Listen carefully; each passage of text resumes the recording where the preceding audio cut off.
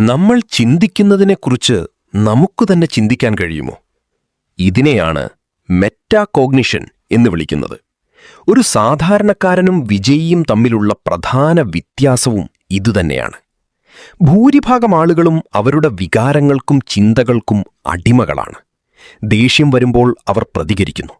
പേടി തോന്നുമ്പോൾ അവർ പിന്മാറുന്നു. എന്നാൽ അവരെന്തുകൊണ്ടാണ് അങ്ങനെ ചിന്തിക്കുന്നത് എന്നവരൊരിക്കലും ആലോചിക്കാറില്ല.